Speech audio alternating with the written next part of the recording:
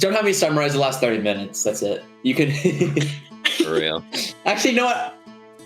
ChatGPT's got my back. What am I saying? Weird. Bro, shut the f- up, dude. Get out of here with that.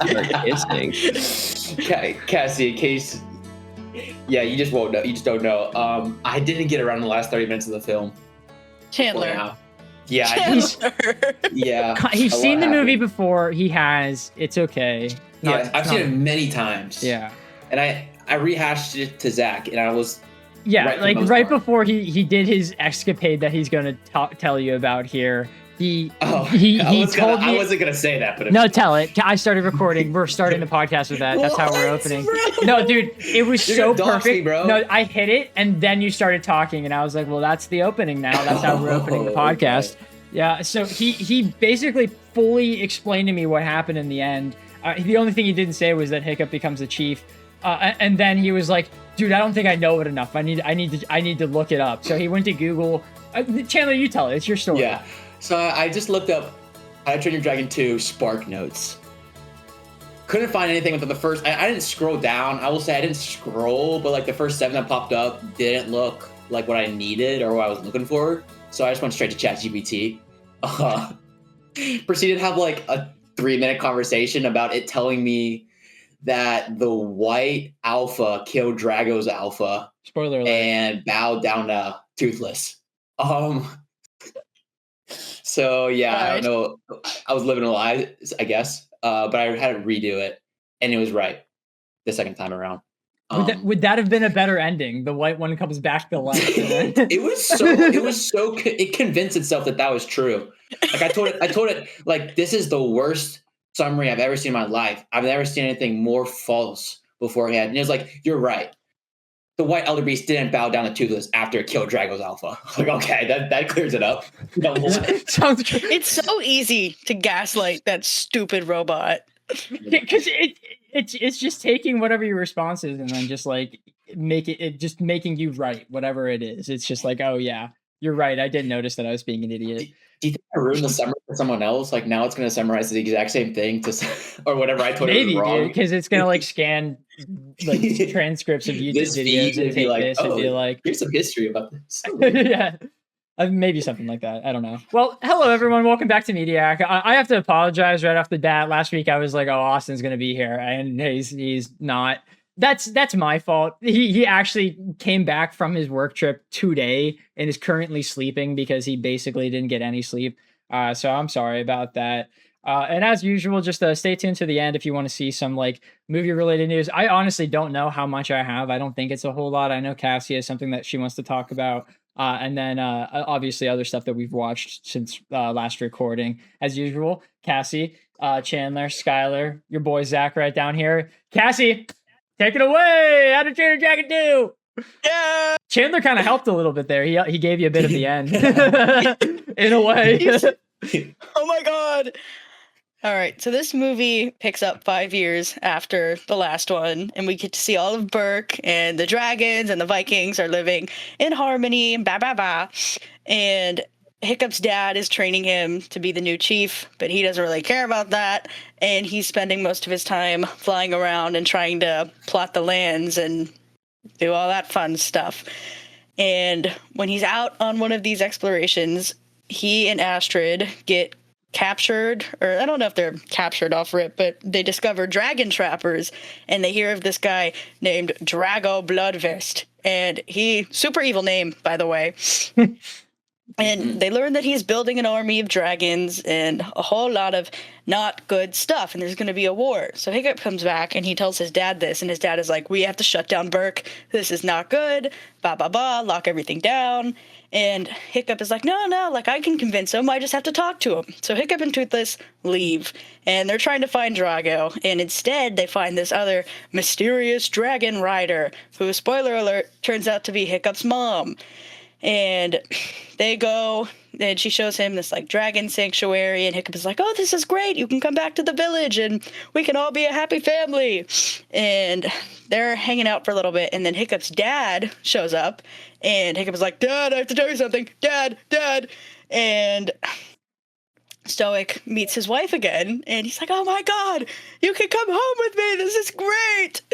And it's a really cute moment. Blah blah blah. And then the cute moment is ruined because Drago starts attacking, and his giant alpha. What are they? Bewilder beast. That's what they're called, right? Taylor knows that. Taylor knows that from his friend. Oh, yes. he was reading it. He was like, "What is a bewildered beast?" I think that they got this wrong too. I don't know what say this that. is. I was like, I'm assuming that's yo, get the facts straight. ChatGPT can be wrong, but we gotta be right here, guys. Yeah. Of course. Gotta lock in. Oh, and in the Mon Sanctuary, there's a big bewilder beast that's leading like their pack of dragons. That's important. That's the white bewilder beast. And Drago's is the black bewilder beast, and that's the evil one. So they start attacking. The two bewilder beasts fight. Good bewilder beast dies.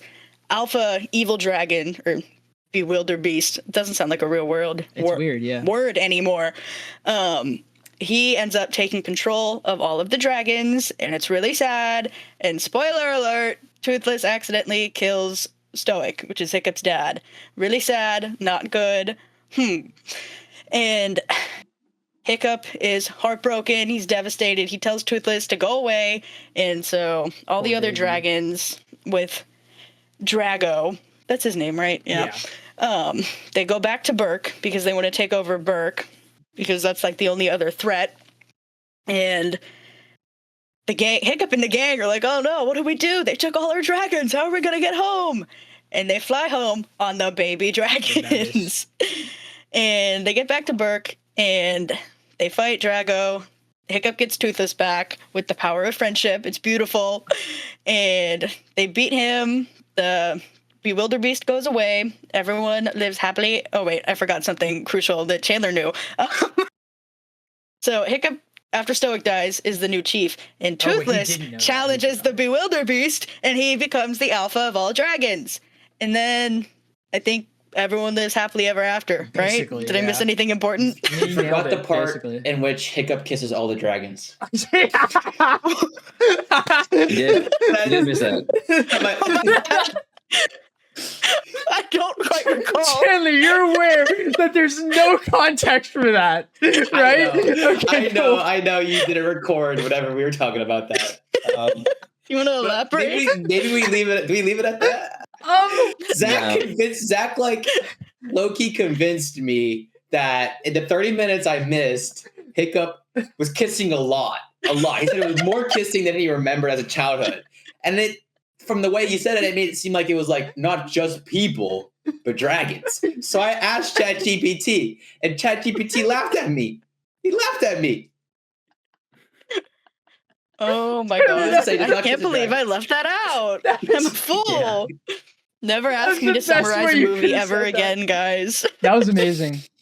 All of that. The summary to that. Chandler's little rant over there. You got way more into that than I thought you were going to. Holy shit. That was funny. Oh my god, dude. This movie came out 4 years after the last one, and the animation difference is insane. It's night and day. Like, watching this movie is like impressive. It kind of like holds up. It just holds up to today. Like, seeing there's one specific moment that like my jaw hit the floor, and I just like sat there like this for like 5 minutes. I was like, ah. And it was the scene in which they're in like the snowy area, and Toothless like drops snow onto Hiccup, and Hiccup does this, and there's snow in his hair still. And it just like stays there, and as he walks, it like starts to fall out. Yeah. There are a couple that I also wrote down too. Throughout the entire movie, you can see little patches of hair on Hiccup's face. Yeah. Like subtly, but then there's like one scene where it's kind of close up and you can see them like even more. And then whenever Hiccup's dad and I forget the other one, but that one other person's going through, you can see the snow like on their mustache and how like some of their hair froze from it, which I thought was really cool that they added. And I didn't expect that either, but that kind of like took me back a little bit. I was like, oh, wow, okay. I know, right? And like, I'm happy you mentioned Stoic too, because I was going to like gush about his design a little bit in this one, because I really liked, because it's only 5 years, and they did such a great job of not making him look too ancient. Like they perfectly grade slightly his beard section and like gave him a tiny bit more like crow's feet under his eyes. I was like, oh my god, dude! Like the animators on this movie are like unbelievable. It's crazy. They made this in 2014. Wild. Yeah. 12 years DreamWorks ago. is amazing. They really Disney are. cannot replicate this.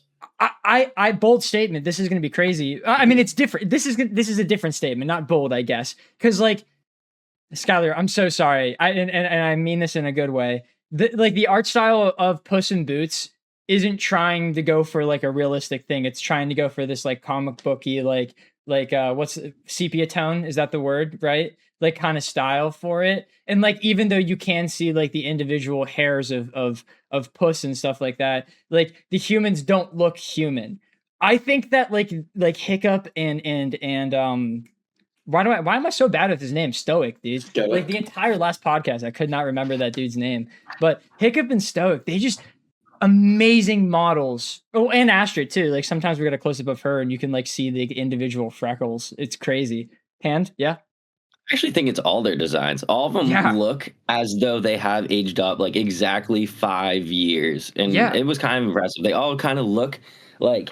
If I was like, okay, what do I think they would look like 5 years later? It's like spot on. Like it was kind of good. Even like I think they're twins. Like the twins are like pretty well done. I think like Astrid is like very well done. Yeah. But Fish likes to swim. Real quick, what I was getting at was like specifically the detail in them. Like that close up of Stoic whenever he says like.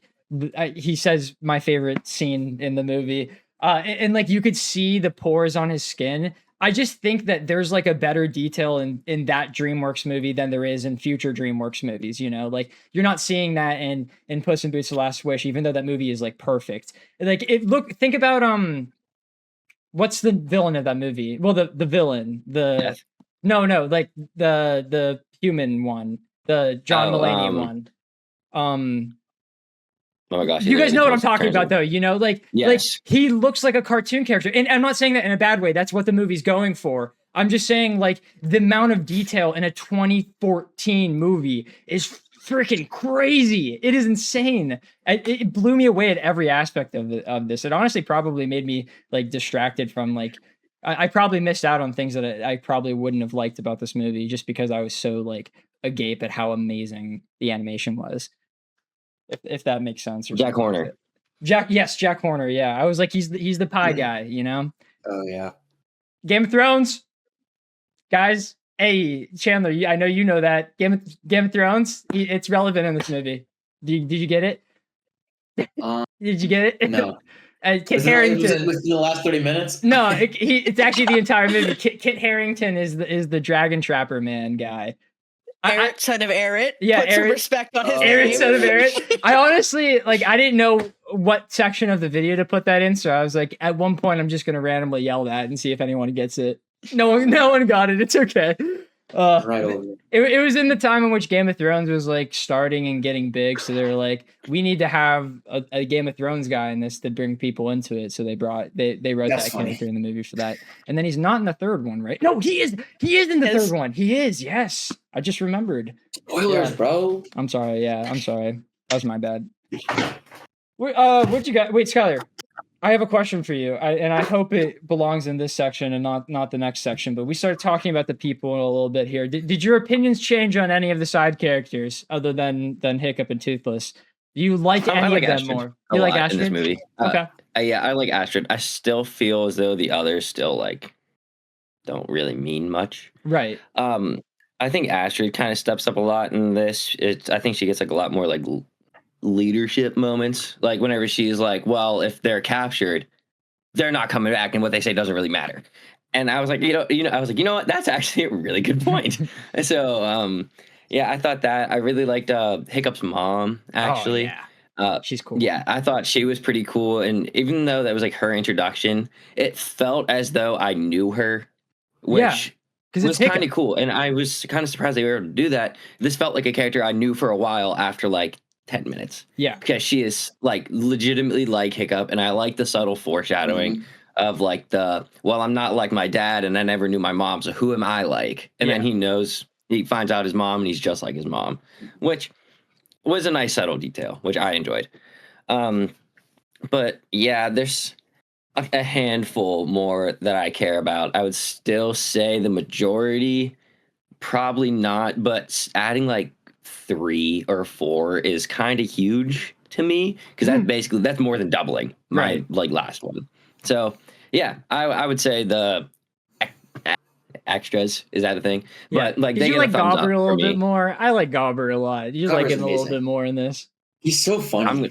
He's Oh, you're great. gonna have to. What did he do? He's the peg leg one that Hiccup worked for in the first movie. Oh, okay, that's his name. So I'm so he's bad with the names in that beautiful. because they're so distinct. Yeah. But I thought he was okay. I don't know. I still feel like he's a little too much at times. Yeah. That's fair. Yeah, and a lot of the things I don't like about a certain character, he is like directly involved in.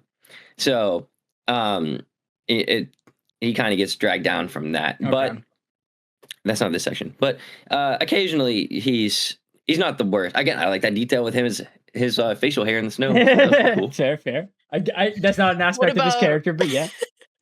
What about Chan and I's goat, Fish Legs? Dude, I still do what not was care he about in him at this all. movie, bro? Like he had Pokemon cards now. Like okay, Yeah. whatever. Cool. There's an actual game now. Facial To whatever hair he has to forever. say. Oh yeah, he did have facial Yeah. hair. That's cool. I love that character so much. Which one is Rough Nut and which one is Tough Nut? I get them. I don't know their names. I don't know and or care. I think is that the twins? I think the Yeah. R is the girl. Okay. He grew facial hair for Rough Nut. Yeah, he did do that. I didn't care for that plot line. I honestly was on the Skylar side of this whenever it came to the extras, like not like the extras as in like Stoic and Ashton and stuff like that. Like the C2 characters, like the Rough Nut, Tough Nut, and the other two, the Jonah Hill and whoever's voicing Fish Legs. Who also sounds like Jonah Hill. Yeah, he literally does. Yeah, maybe is it the same person? There's I wouldn't be shocked if like half of the male cast in this movie just sounds like Jonah Hill. Kind of drives me insane. Good agree. I also like something I never noticed since we're talking about voice actors is like they did. I guess the actor did have an effort to like make his voice sound slightly deeper. Like it's not like seriously deeper because it's still like this voice, but it is deeper than I thought it was going to be going into this movie. I thought it was just going to sound like, you know how Naruto does whenever he's an adult. It's going to be like that, which I don't like. Happy they put the effort into that. Oh, you guys know what else I'm happy about?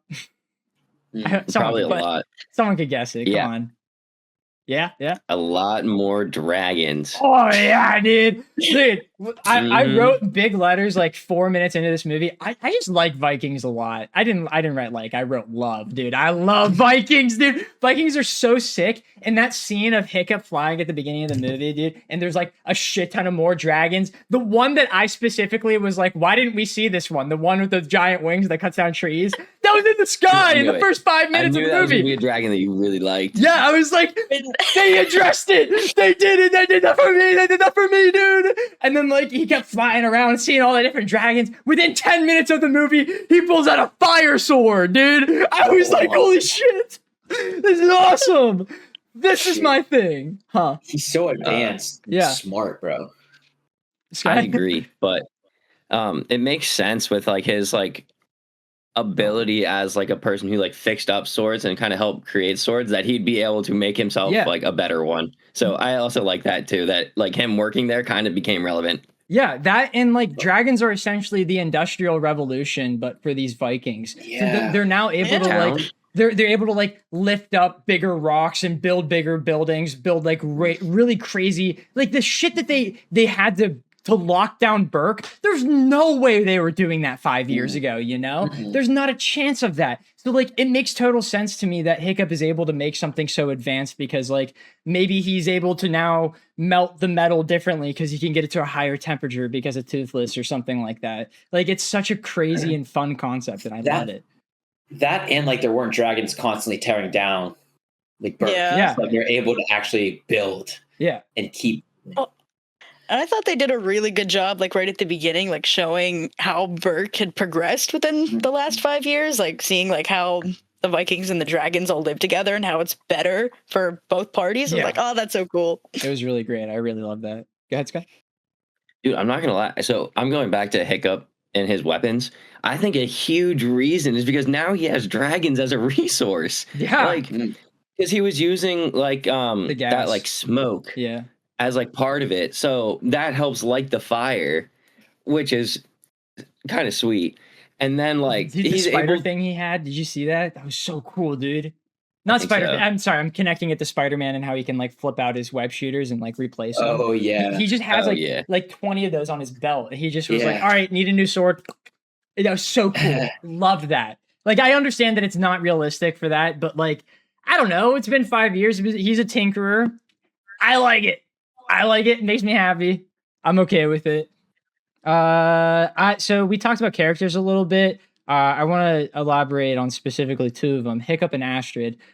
Something I really like about this franchise is that they never do like the couple falling out of like touch or like they have an argument or something like that. They're just each other's rocks. Like Hiccup goes to her whenever he has a problem and she just like makes fun of him. And then he's like, all right, okay, now I'm able to handle the situation a little bit better. And I love that about them. I like their interaction. This is going to sound weird because she is in the movie a lot, but I do wish Astrid like did more, you know, like what did she even do in the climax? Not you, Chandler, sorry. Like, did she even do? Summarize that part, so I think I might know. Yeah, dude. He says that the other dragon fought a big dragon and won. Holy gosh! Like, did she do anything? Know. Like, like the most notable thing in my mind is whenever Hiccup and her kind of let themselves be captured. Yeah. And then like that, she kind of was like, "What are you doing?" He's like, "I got a plan." And then like I she feel was like like a she was bystander. pretty in that. important. She didn't like do anything. I feel she was pretty important in their lair, kinda. She was like the main vocal point there, aside from like the other guy. No, that's true. Yeah, that is actually true. Like whenever they went to a lot of her Drago. thing was just like leading. Right. Yeah. Leading the B plot for the most part. Yeah, that okay. Yeah, I mean, she brought Kinda Hiccup what I to his senses after his father died, right? No, So- you're right. I honestly take him kind of out of completely that. forgot about that other side of the story. Completely, gonna be honest. Does anyone have positives before we jump to the other side? I like that like everyone's dragon kind of matched their personality, and I feel like they did such a good job of showcasing all the dragons like different Yeah. personalities, because obviously like the dragons don't talk, so they have to figure out other ways to kind of show us who these dragons are. Like I feel like I know everything I need to know about Right. Toothless, and you know all his lines are it's great.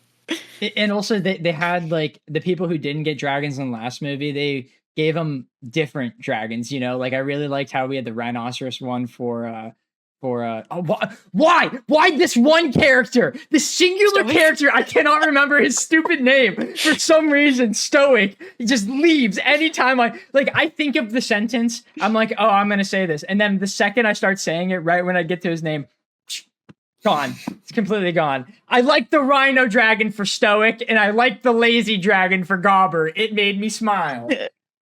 Also, I like the like crazy dragon lady, the crazy Oh, cat yeah. lady with all her little Yeah. dragons. Yeah. That always made me giggle. I quite enjoy that, yeah. Especially since she didn't like Hiccup in the last movie. She was like, no dragon's bad. And now she has like 400 of them. Very, very fitting for that character.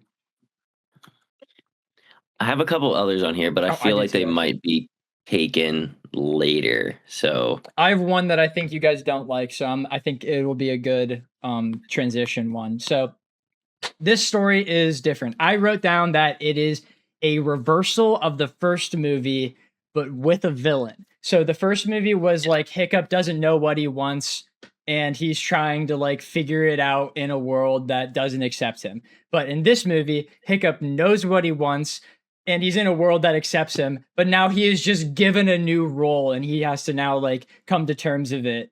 And now there's a bad guy in the movie. Yes?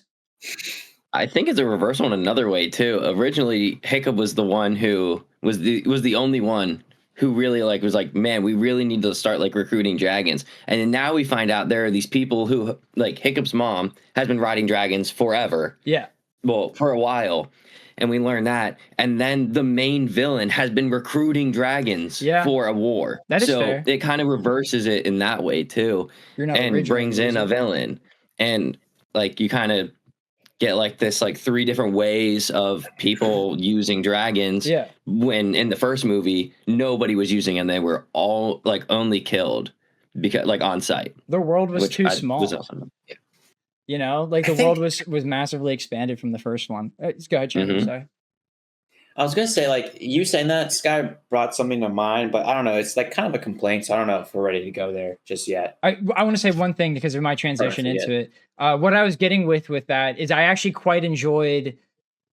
Maybe I don't know if I liked it more than in the first movie, because like finding your own like dream and whatever you're built for is just such a like wholesome message. But I really liked Hiccup's like journey and like becoming a chief, because I always felt like since the beginning of the movie and even last movie he was chief worthy, because he was always a smart guy. He could figure out situations like that. Like at the end of the movie he just saw the big dragon and was like, okay, me and Toothless have an idea that can fix this. And I think that it was a matter of him just getting the confidence to do it, and he needed like a bunch of pushes to get over the line. I don't think it was like the greatest thing ever, but like I was more accepting to it at the end of the movie than I thought I was going to be, whatever they introduced that plotline at the beginning, if that makes sense. So you like this one because it's a reversal, or you don't? No, I was just stating like something, and I just better? said that I like it. It's not that I like it more or less than the first one. okay. I like that it's a reversal, and I like that he like I like the way that he is coming to terms with being chief. You know, I didn't feel like it was ham-fisted. Especially since there's really like 3 things going on in this movie all at once, where it's like him being chief, like Astrid and going to Drago and whatever, and Hiccup and his mom and stuff like that. And I felt like it was like all of it was pretty interweaved together to mean like one like thing at the end of the day. And I thought that was pretty good, you know? The chief thing would have been ham-fisted because it doesn't impact anything in the actual story. It's just like a thematic thing. I think I agree with you. Oh. And so I wasn't expecting that. Clip it. We agree. Yeah, true. Oh but like, I do think like the coming into terms is like a really wholesome plot. But I also really like that they immediately went to, okay, he came to like terms. He like found his purpose, but now he's actively trying to achieve it. Right. Like I think it flows very, very, very well. And I also like the fact that they reversed that. Like Hiccup being the only one to like think about using dragons. Yeah, I think it made sense that a was while cool. ago. I did think that was cool. Yeah, so I did like that reversal too.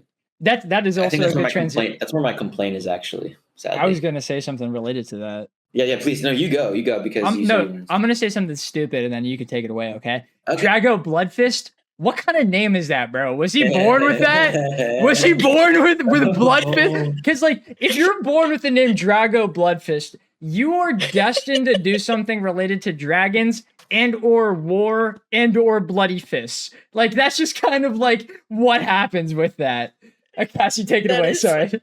No, that's one of 2 things on my dislike list for this movie. Dude, I hate the villain of this movie. Stupid name for a villain. I just think the villain sucks in general. Like he is like the biggest standout like of something that I don't like within this movie. I honestly would have just preferred if there was a bad alpha, you know, and not something. Yeah, he just kind of like the same issue that I had with the villains, and you know what I'm gonna bring it back to the Avatar movie.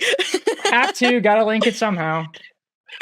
I'm not gonna give this bit up. No, can't. But like, just evil for the sake of being evil. Yeah. Like if we would have like delved into it a little bit more and I understood like why, like you kind of get that, but it wasn't enough for me. And I don't know, he's just so like stereotypically evil, and I hate villains like that. I like my villains complex. I need them to have some layers. I know it's a kids movie, but I would have enjoyed it a little bit more. There wasn't even a villain in the first movie. It does, right until like the last 10 minutes. I wouldn't even say that counts. Like being a kids movie doesn't mean that we have to dumb down the writing, you know? Like this is funny. Well, go ahead. Sorry. Go ahead.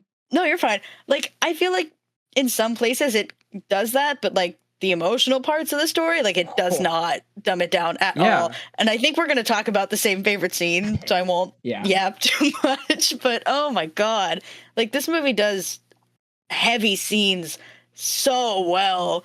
So like to have it like have that potential and then have the villain be like it's literally just the villain though. Like he it's sucks. just a bummer. Yeah. I also felt like they didn't know. I'm sorry. I'm gonna say the thing that I was gonna say that was funny and then throw it over to Chandler because he's patiently waiting.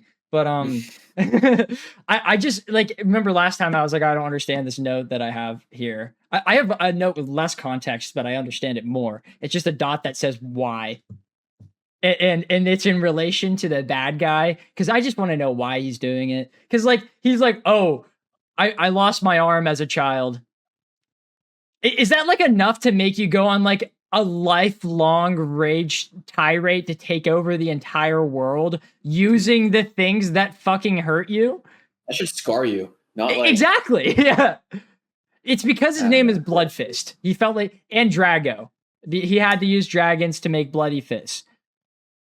Maybe. Well, do you think he came up with that, or do you think he was born with that? I'm sorry, Skylar. I think his other arm had the blood fist, and he lost it. There we go. Oh my god! As a kid, you think as a kid he was blood fist worthy? Yeah, well, because he said he lost it as a kid, right? Am I making that up? Blood fist was more of a descriptor. Okay. Maybe he just punched things a lot, and it made his fist bloody. I do want to say I agree that I do think the villain is really weak, but sometimes I do just like a guy being evil because he's evil. That, I agree. Sometimes, yes, but I feel like I don't know if it's like a thing that's like more common nowadays, but they're trying to give every villain a backstory to like get like a fan and being like, he had the worst life ever. He deserved to be a villain. And like, those are good.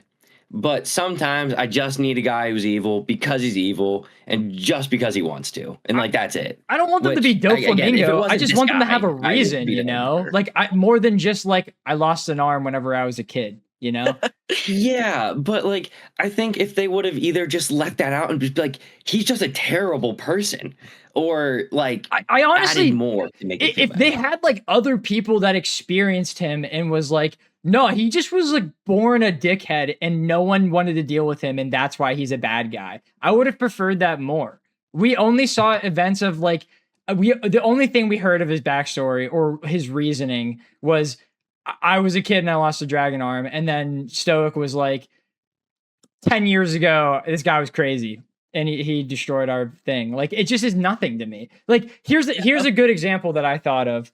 When Cassie was talking about like strong people, and obviously I thought of it again whenever you mentioned that. Kaido, I think, is a fantastic version of like he's evil for the sake of evil, and he's like a big, strong, evil guy. For multiple reasons, but one of them, obviously, One Piece deserves to do that because like they had this entire series of like really understandable backstories. Of course, they're allowed to have one that's like not crazy, but also. Like, it makes sense that Kaido's like that because he was born with, like, unkillable power, and he's never faced consequences ever in his entire life. So it makes total sense that he would act that way, and I want that from Drago. We just didn't get anything. Yeah, Another one would be, like, Frieza from Dragon Ball. Yeah. Literally, he's just been conquering people forever. Yeah, literally, good example. Obviously, he's going to be the same. So, like, I just that want was something. One who I thought of. It's like somebody I just like the evil. Yeah. No, but that's a good example. I don't think Drago's that. He just is like he's there for he just falls in between. Yeah. It falls flat. It's just badly Sorry, written. Chan. I think you've still been waiting. Holy shit, yeah. Sorry, oh my Cassie, god. Did you want to say something? Oh no, I was just gonna talk about like another example of a well-written villain, but it doesn't matter. Okay. Say what you need to say. We'll see. Like my point might not be so valid, but I think it is based off of recent memory. And I think it's like it's just like a little disconnect. Maybe it's like a little flaw when making a sequel. Sometimes some things don't match up perfectly.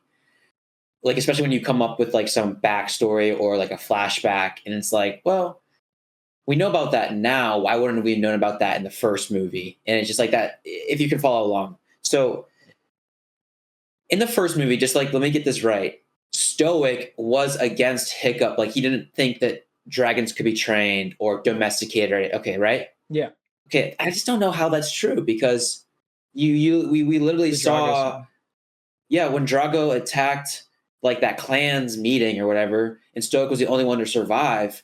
Well, he literally saw everyone die to the dragons that Drago and set upon them. So like, of course they were commanded to some degree. I feel like after that he should realize, well, of course, yeah, this guy's scary. He shouldn't be someone to mess with. But like, those dragons just didn't appear out of thin air, you know? Yeah. They were controlled, so they are controllable. So then now it just kind of like makes the first movie a little like Whatever. a little weird. Maybe he's just in denial, or he was just scared about Hiccup being the one to do that. You know what I mean? I Like, thought, didn't does he that say it was follow? a coincidence or something? Am I making that up? I mean, if I'm not making that up and that is what he said in the movie, I still don't like it because I think that's a bad explanation. But I do think he said something along the lines of like, at the time, I thought it was a coincidence or whatever. But Okay. he like controls them. I might be making that up though. Could be. It's just, I feel like Stoke's just stupid at that point. If he thought it was a coincidence that dragons just came out of nowhere and just killed it. He is a little stupid. Let's be honest here. Like, come on. Yeah. He's I mean, I know kids. He's a Maybe- himbo, bro. He's a his wife himbo. kidnapped made him like hate dragons so much that he just forgot that they could be controlled or never considered that concept. Or I don't know. I just feel like himbo that's one little disconnect. I'm not sure if it's necessarily quite like a retcon, of course, but like it's in that, I don't know, sphere of thought, ideology, perhaps. So that's like my only complaint with this film, by the way. Really? Well, I Yeah. mean, my other complaint with this movie is regarding the section first that you haven't 2/3. seen. I said for the first 2/3, that is. Oh right, yeah. Well, my other Sorry. I'm other so than sorry, the big Cassie. bad of this movie, my only other complaint is the part of the movie that you have not witnessed, Chandler. Recently. Yeah, recently I should add. Yeah, sorry. I skipped over this note. I'm gonna hit it real quick before we get into like actual bads from Skylar, most likely. I wrote down a bit like in the middle of this movie, and I just wanted to write this down because it's an example of a good use of something I hate, and I just wanted to point it out and the reason why it's better than the other 2 points in which it's used in this movie. So at one point, the mother starts telling a story, and then we see the story and she narrates it. Okay. The reason why that's better is because she is telling the story to someone inside of the plot in some sort of degree. So it's not like an exposition scene where we're just like hearing what is happening. So we're seeing what's happening. And it's not just like us like seeing a flashback. It's a good use of narration because it's like actually properly being told. The beginning and end of this movie, he's just talking about dragon riding. Like it doesn't make any fucking sense at all. It's worse in this movie because they're only doing it because it was in the first movie. There's the first bit. I almost wrote it down because of how stupid it was. Because it actually doesn't mean anything. It doesn't mean anything at all. Because the dragon racing doesn't even come up ever again in the movie. It is wild how at the end. I know it's one more time at the end of the movie. I got it. But like Fighting not the as big good. bad. okay. What? They throw sheep at him. It's dumb. I don't like it. It's worse in this movie. Yeah. I think the dragon racing was just kind of there to be like, oh, like look how far we've come with dragons. No, Wait, are I you hating love on the dragon racing. That's not my complaint. My complaint is the narration over the dragon racing. It's useless. My apologies. It's I terrible. misunderstood. No, it's okay. I probably didn't explain it well enough. Like he just is Probably my talking about dragon racing for the sake of the fact that he narrated at the beginning of last movie. This movie would have had a really solid opening if we just watched it happening, like as it was going, instead of him just like talking about it. It's so stupid, and it's funny to me. The reason why I brought this up, it's funny to me that this movie fumbles so hard on the beginning and ending narration, but then also has a solid use of narration within the fucking movie. Like, I just don't understand how the movie can understand how to use this well and then fail 2 of the 3 times. I don't get it. I don't know. Whatever. I think I'm just never going to be happy with this aspect of movies. No movie's going to do it right the entire way through. Not happening. All right, Skylar, we can get into your complaints now. Actually, wait, real quick. Cassie, you had one other complaint with this movie. What was it? Oh, let me look. Oh, Hiccup sucks at getting to the point anytime he has something important to tell his father. It's really starting to annoy me. Disagree. I disagree.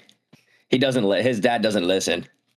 He says, Dad, I have something really important to tell you. And he goes, oh, we'll be fine. You can tell me later. He goes, no, Dad, it's like really important. We kind of need to be alone. And then he's like, nah, like we gotta lead the village. Like, what are you doing? And no, it's not Hiccup. It's not his fault. It's his dad's fault. I think it's I feel like Hiccup should just get to the that point. Some conversations are one-on-one. And I think it's both. It. I think it's both. I think Hiccup can't like express himself confidently enough, and I think Stoic is too headstrong, and they're water and oil, and they just can't like combine. So I think that's a good point. If what's the name of the guy who flew in with Gobber. Stoic?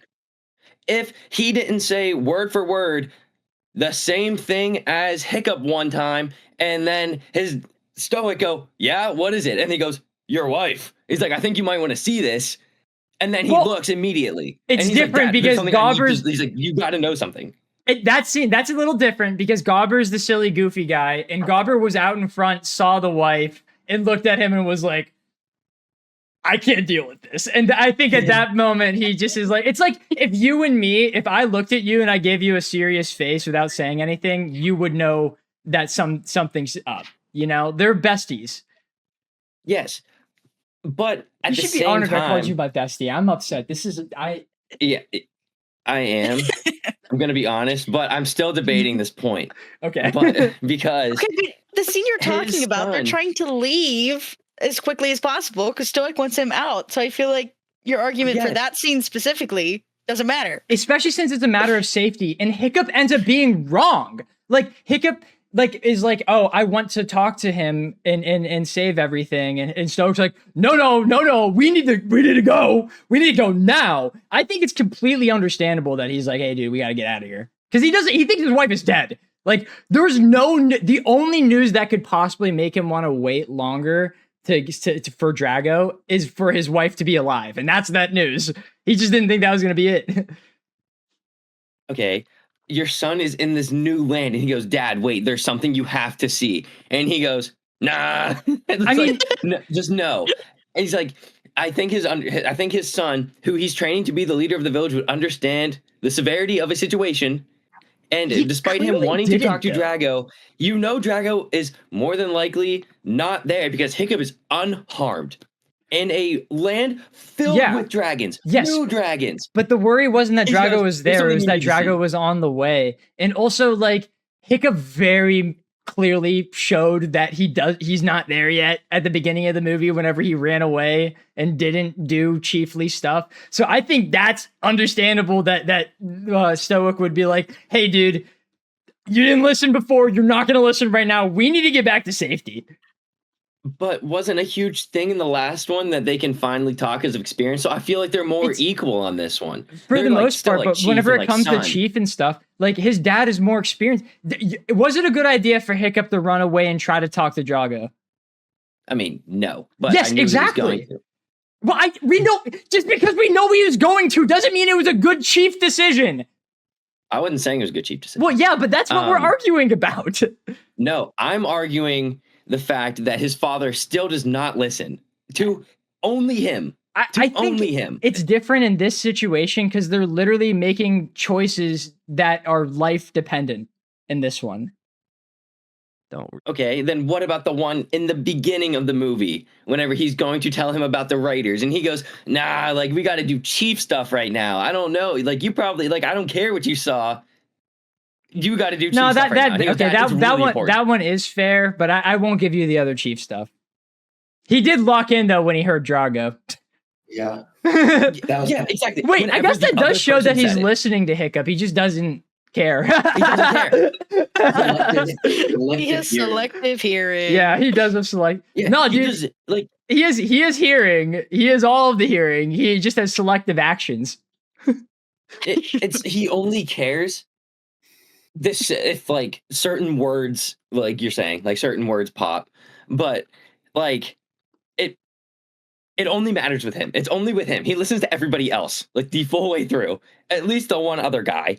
Yeah, I was gonna say it's pretty much just Gobber, you know.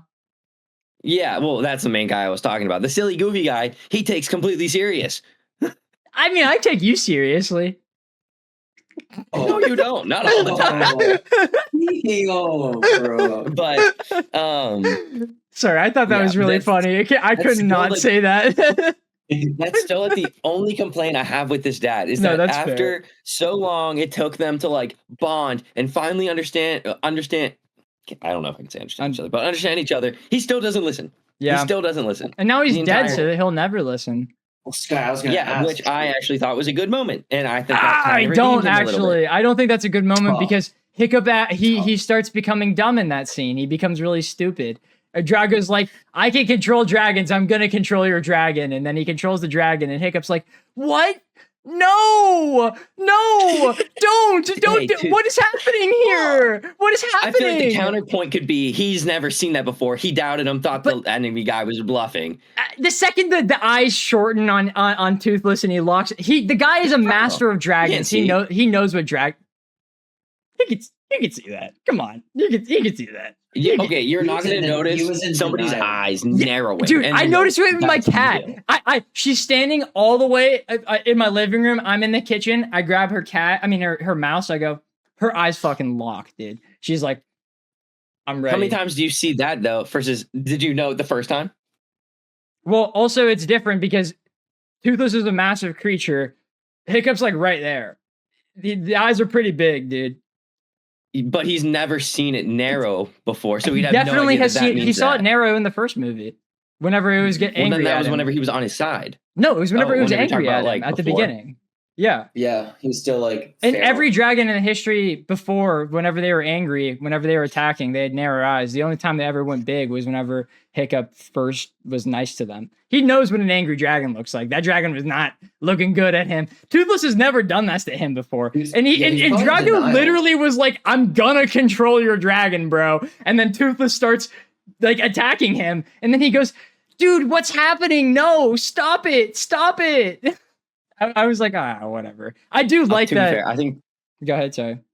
the mind control stuff with the alpha was stupid. I hated it. Yeah. But it was the worst part of this. It's mainly movie for me. Drago. Well, actually not, did but like that. Like I don't get how it was horrible. I understand and I like the yelling to control people. Like that's just the loudest person in the room is usually the one who gets the most control. So like I totally get that. Especially if you're able to like physically show it over others, like what he does with the other dragons, like he punches them in the face or whatever the fuck.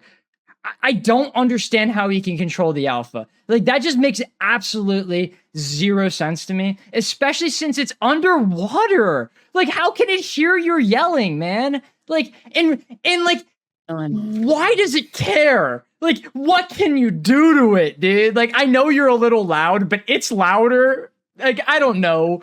Yeah, go ahead, sorry. And the alpha controls dragons. All of them. Yeah. Yes. All right.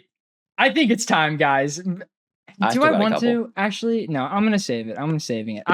I'm saving what I was gonna say for this segment. Do we want to do the best, worst? You have more? I still have like 2. Okay, let's hear them. Yeah.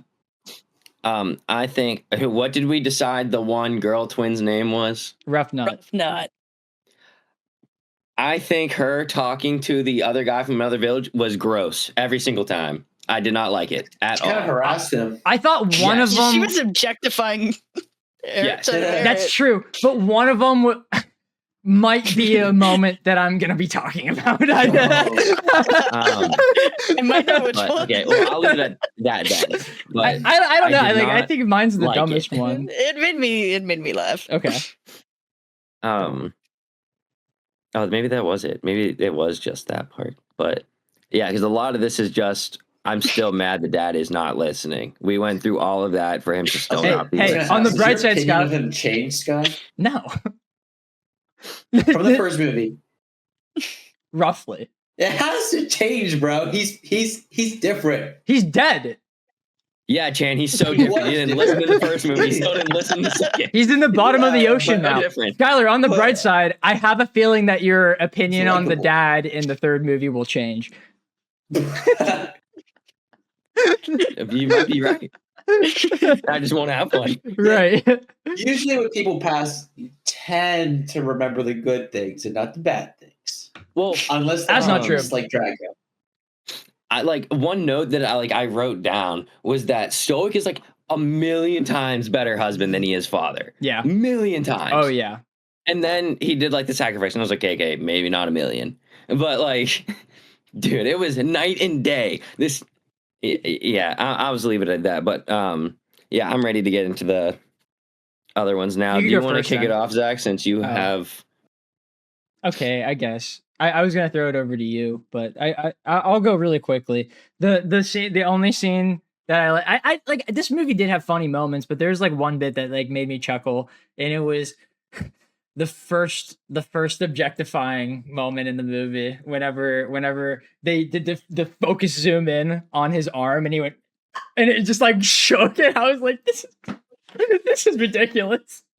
I started cackling. I was like, this is so stupid. Why did I not remember this in the movie?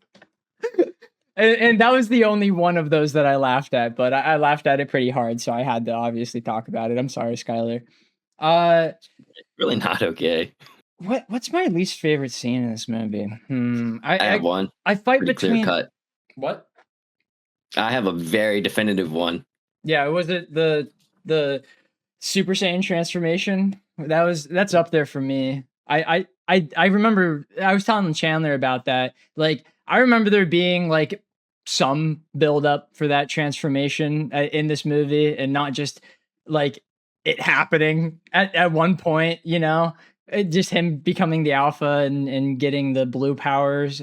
I honestly don't even remember if he uses that much in the third movie, but like that was really I wrote that down. I was like, fuck, I used to like this like a lot, and now I don't, and I'm very upset with myself. That might honestly be my least favorite scene in this movie. That entire end sequence kind of sucks, except for the bit where he put the blindfold on Toothless. That was really fun. I really like that, but like, the rest of that climax is like, it really, really, really let down to me, especially since the dragon just was like, ow, that hurt. And then just went away, you know? Like, I just think this is very anticlimactic. He went Super Saiyan because he was a little sad. And then the movie's over, I guess. So that's my least favorite scene. And I'm so sorry, Cassie. I won't talk about that scene specifically all that much. I'll talk about their relationship as a whole, because that was my favorite part of this movie. The Stoic and, help me, what's the mom's name? I don't want to just call her the mom. It starts with a V, I think. Valka. Valka. Oh my god, dude. That scene makes me cry. The one that Cassie's gonna talk about makes me cry every single time. It's amazing the way that he's silent and then he says it, and it's such a powerful line. And like, I use it as a meme often, but it just is it's so great, man. It is just such a showing of pure love. And then later on there's this bit and it's such a great like one, writing moment that they thought to put this into the movie, and two, it was really great animated bit where they're like cooking and Stoic just kind of like returns to normal, like how he was back then, and he like puts his arms on her shoulder, but she's not used to that yet because it's been 20 years, and she like freaks out and like drops the food and stuff like that. It's just such a well written scene. I said this and I got upset at myself, but for a kids movie, it's just something that you're not expecting to see in that. And then like both of them are just very adults about it, and they just kind of like go in stride because they understand that this is something that will happen because it's been so long. It's so well written, man, that it just kind of like washes over the terrible villain and ending of the movie whenever I think about this movie in hindsight. Wait, the like dislike thing is in the next section. So I'm gonna. Who do I want? I want to throw it to Skylar because I said Skylar should go first, but I also just think it should go into Cassie because she has a similar thing as mine. So Cassie, I'm sorry, I'm gonna throw it over to Skylar just because me and him have been arguing this entire time. I need to do something nice. Okay. Okay. I'll start with my least favorite then, because it's pretty close to the scenes you were talking about. No. My least favorite is whenever Toothless ate the throw up from the other dragon. That was really gross. I didn't like that. He slurped it, bro. Really, He was so happy about it. It was so gross. I actually wrote down, this shit is so fucking yucky. Like, it was it was so gross. I hate that too. So a lot of my least favorites are going to be with throw up or eyes. It's just the eyes are like, they freak me out. This one's just gross. Yeah. And it just didn't need to happen. Completely honest. Very true. Didn't need to happen. Yeah, so they could have just left that out, and it legitimately did not change the plot at all. I liked it though. Bonding Gross. with the other dragons. Because it's shown throughout this series that's how they bond. In the first movie, he did it to Hiccup. He gave him half of a thing and expected Hiccup to eat it and swallow it. It's like, I don't care. It's like how and you know how in Japan like eating sloppily is actually like good manners because it shows the cook that like the food is so good that you have to like scarf it down. It's the same thing but for dragons, you know? No, and I frankly don't care. That is gross. So I could care less. It could be literally the most important thing to the plot. I'm still going to hate it every single time. Right. My funniest was whenever Toothless was out for his first feeding and he caught like 14 fish in his mouth and kind of looked I do funny. like that one. I like that. Yeah, it was nice. I like that one. That was a good one. And these all might be one of one. I doubt anybody else had any of these on their list. That's how it should be. My favorite scene was at the very, very, very beginning of the movie whenever Hiccup and Toothless are play fighting after Hiccup's first crash landing in his new wingsuit. That play fight was so nice, and it really like Vikings and dragons it was battling like once the friendship again. between them is still like so strong. I just liked it so much, and it had like a little humor in it, but because it kind of showed Toothless being like a little annoyed, Hiccup being like, oh, come on. And then like you saw Toothless come around and then they started fighting. Yeah. And I really liked it. I think it was pretty well done because, I mean, Toothless won basically instantly, which was really funny. But I also really liked it because he like didn't try and win instantly. The scene right before that was in my contention for my favorite scene, honestly. I honestly thought that the flying part might have been somebody's. It was almost that because like, oh my god, Where No One Goes, the Jonesy song that plays over top of it is just like the best song in this entire franchise, in my opinion. And the way that they just like off rip hit that, because they waited to use the Jonesy song into the credits of the last movie, but they were like, nah, dude. We know this one cooks. And they were like, we're going to show them being as cool as fuck with Hiccup in his new suit. We're going to show off all the new dragons and the new animation. I was like, almost up there. Sorry. Keep going. Okay. But yeah, because I said my funniest, I said my least, and I said my favorite. Hey, sorry, Cassie, you're waiting again. I'm going to Chandler because he hasn't talked in a while. Sure. So I feel like I want to talk about that scene too, but I don't know if it's quite what Cassie wants to say. So, Cassie, you go first, please. No, it's fine.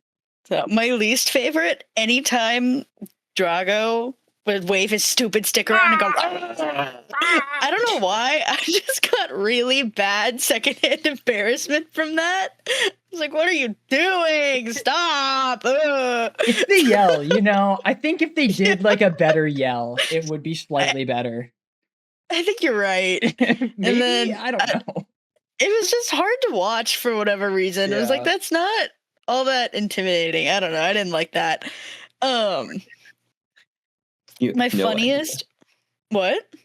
You have no idea. What if in real life somebody does that and it's the most intimidating thing you've ever seen? No, dude, if someone did that to you, you'd be scared. You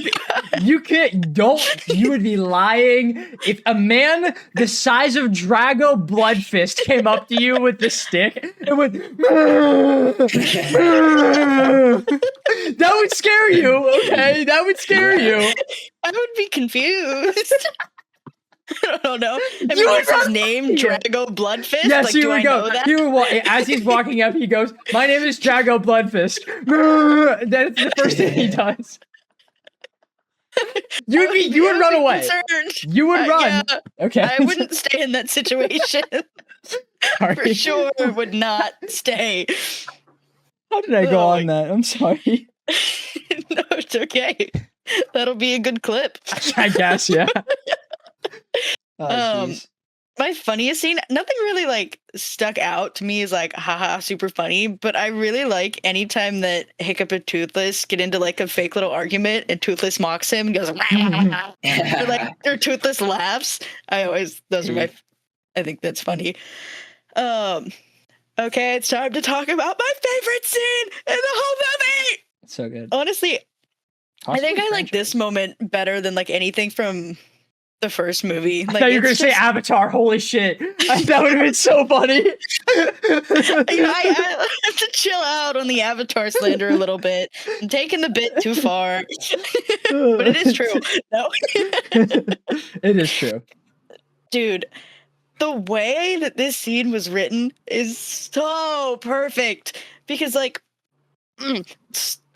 Stoic sees his wife and he's like, "Oh my god," and he doesn't speak, and she's like, "Oh my god, my husband, I haven't seen you in so long. I'm sorry, I'm terrible, blah blah blah," and he doesn't care. And then he drops the most beautiful line in not any movie, but oh my god, it's such a good line. You know, "You're as beautiful as the day I lost you." Like, Dude. that scene also makes me cry every time I watch it. This was me a couple hours ago. It's so good. Like, oh my god, I cry every time. Like, it's just so emotional, and like you never really see that side of Stoic, so it makes it hit so much harder.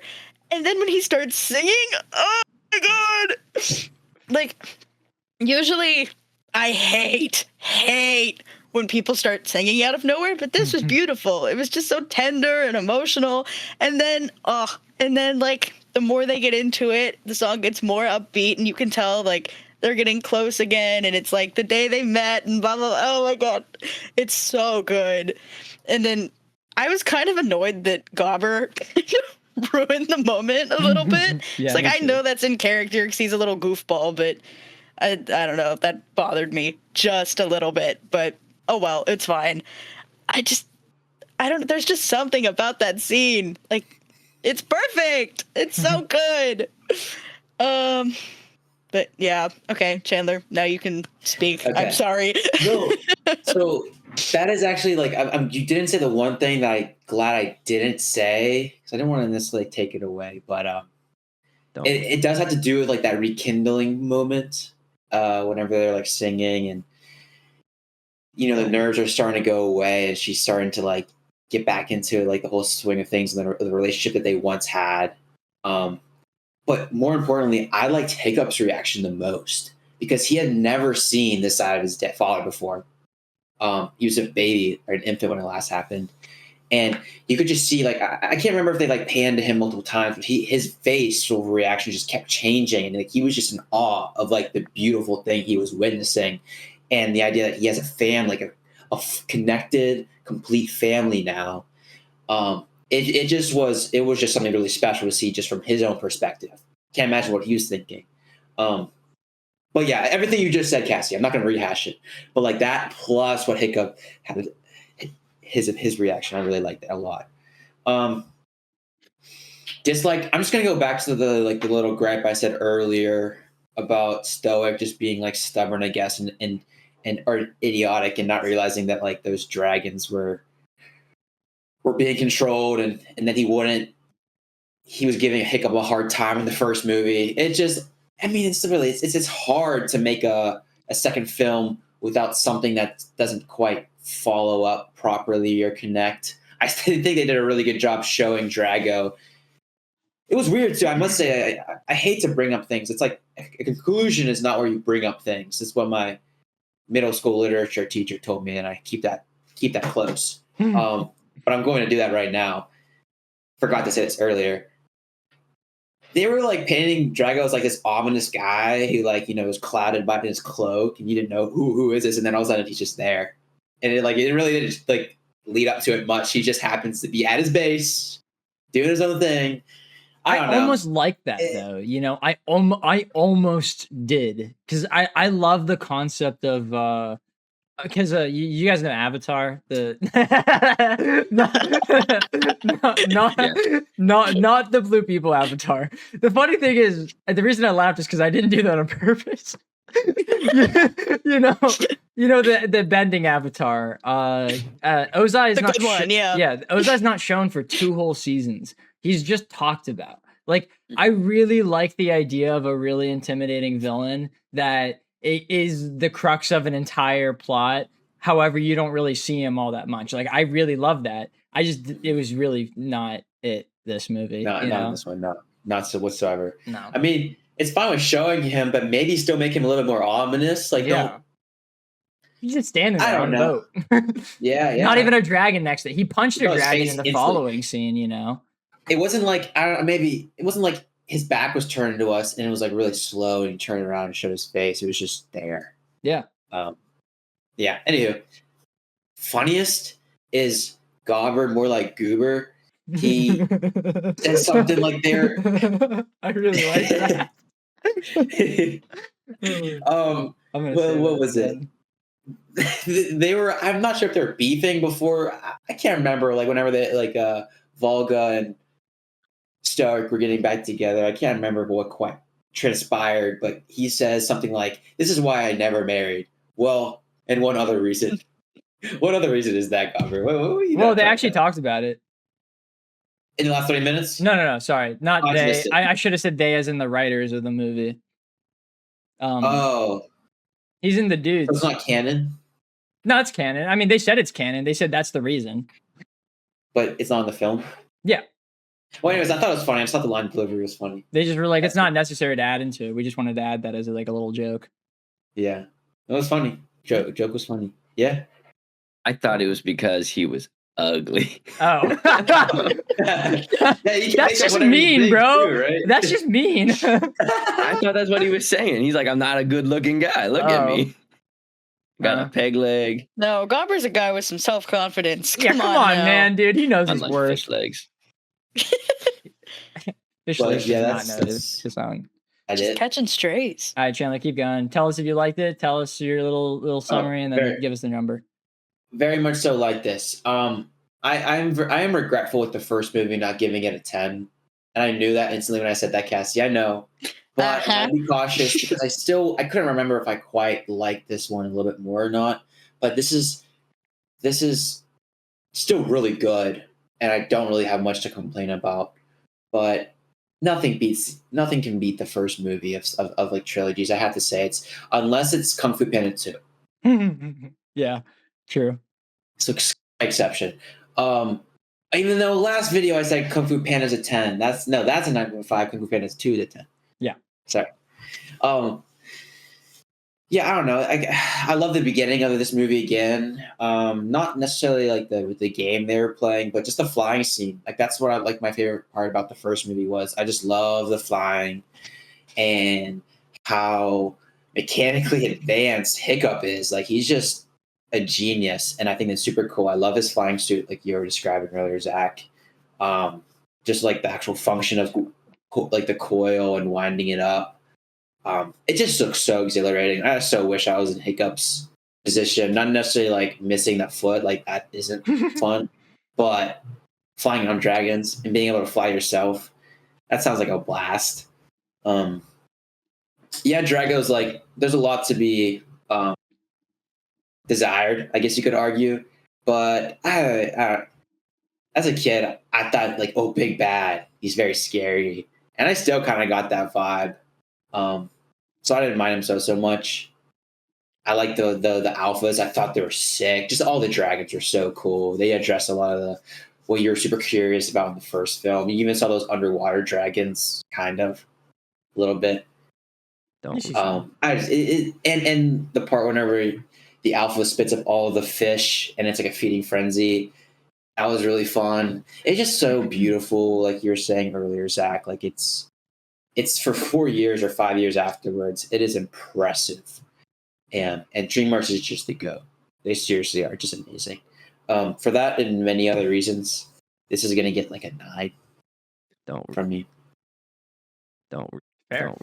Are we gonna go reverse order then? So Cassie's up. Sure. Okay. Yeah, I like this movie. 2 thumbs up. Duh.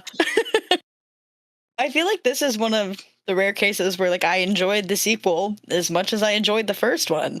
Like, I really like that. We kind of. Sorry, wait. I'm trying to think of what I want to say. Like, the story goes a lot deeper with the characters than I think what we got in the first one. It's a lot more. I would say this movie's more mature than the first one for sure. It just like you get to grow up with these characters and like. Hold on, because the first one was more of like a coming of age movie, and then this one we get to see like what they do after they kind of figure all of that out, and I really, really like that. Like Chan was saying, like we all were saying, like the animation is beautiful. That was the first thing I noticed as soon as I got like 30 seconds into the movie. I was like, whoa, this looks different. And I love Toothless. I would take a bullet for that big man. He's perfect. I forgot to say that in my last review, and that's important. Trying to think anything else. I don't know, like getting to see Hiccup with his parents. We didn't get it for very long, but the stuff we got was beautiful. It was so emotional, and I'm not that I'm glad that Stoic died, but I kind of am. Because, like, I hate when movies give everyone plot armor. That drives me insane. So I'm glad that they did that. And another thing that I liked that I didn't talk about, too, is I'm glad that Hiccup wasn't able to, like, power of friendship his way through this big bad. Like, his speech didn't really work because he was evil. And that is the one complaint that I have about this movie. I hated the villain. He's stupid. Like, it was just so shallow. And I don't know, I didn't really enjoy that. But everything else about this movie, I loved. It was perfect and beautiful and wonderful. And I give it a 9.5. The 0.5 is just because of the villain. That's it. And I feel like I can't give it 10 2 weeks in a row. That's I mean, you technically could. Skylar, let's see if you guess your own. Ridiculous. See if I can guess my own. Yeah. Okay. So I like this movie. I'll say that. I think this one is better than the first. Pretty not kind of notably. This movie addressed a lot of the issues that I had with the first, and a lot of things that I wasn't the biggest fan of, or like complaints I had about the movie were either fixed or actually addressed in this movie. So I have to give it its props for that. Like in the first one, I really didn't care about any other characters except for Toothless and Hiccup. In this one, it got me to care about a couple more. I didn't like the dad that much in the last one. I didn't really like him in this one, but he did have like a little moment where he showed how much he did actually care when he sacrificed himself for him. So not that I'm glad he died, because I don't have to complain about him for every single movie, but it also gives me a reason to like the guy a little bit more. So I am glad that happened. Pause, bro. No. It didn't have any eye scenes, which was awesome. And then it did feel just kind of like what Cassie was saying. Like last one was like we kind of got to grow up with them. So I think that was a lot more interesting to see like how they like kind of grew up, like what they started doing. I think this one did look a lot better. Like there were some scenes that we didn't even talk about with like Hiccup and Toothless above the clouds. Like that was a great looking scene. And I just think it's just better than the first. And which is crazy because I usually don't think that sequels are better than the original. But I think this one does a very good job at pretty much like stepping it up. And the villain does kind of leave a lot to be desired. He is a little weak. I do wish he was either just evil because he's evil and he's always been evil, or he had something more drastic happen to him that really made him like hate the world. I feel as though he falls really far in between and it really makes him suffer because of it. But even with that weaker villain and me not really liking parts of the alpha dragons, like the mind control thing, I don't really like that. But I do think that they should have had something who's kind of like their ultimate authority. But I could deal with it, right? So I'm going to go, mine's higher than last week. I'm giving this one an 8.5. I think it's still notably deserved. It's still not in the 9 realm for me, and I feel pretty good with that. But I do think it is notably better than the first. So with that, I'll go on to Zach. So I'm going to be confusing, and this is going to be a point in which my rating system doesn't match up with what I say, but it's true. Just deal with it. I like this movie. I like this movie more than the first one. I like this movie more than the first one as a kid. I just was blown away with it as a child. I thought everything about it was so badass. Dude, Toothless is blue now? Holy shit, dude. That was me. And I loved it. And nowadays, I don't think it's as good of a movie. I think that the theme is still good. It's not nearly as good. And it like obviously flows perfectly and it's still a really great movie. But it's not the same because what it did was it took the complaints I had with the last movie, the small complaints that added up to a whole number, and it improved on them in a way that I don't have complaints about them anymore. However, in doing so, it introduced other things that ended up like hurting the story, which was just like having just the worst ending. I thought, but not the worst.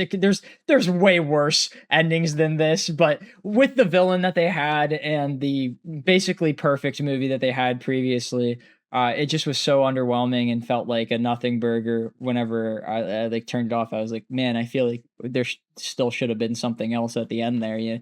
That like meant something more. I love this movie though. It brings me so much happiness. Specifically, like there's a bit this time around that I liked a lot that I didn't like as a kid, and it was that Hiccup was so focused on trying to talk to Drago. Like as a kid, I was like, dude, this is stupid. His name is Bloodfist. It's not gonna work. Like obviously, but Hiccup, his only like train of thought is I was able to convince the most strong-headed person I've ever encountered into enjoying dragons, which is his dad. So he's like, well, the one time I did it, it worked. So that's all I have to go on. So I did actually like come around on that and I quite enjoyed it. So I don't know, man. All right, I'm going to give this movie an 8. That's the reason why it's going to be a little confusing because I like it more. However, it's a lower rating because I don't think it's as good of a movie, if that makes sense. Like I have a bigger smile on my face, but it's not as good. Like I think the villain definitely hurts it.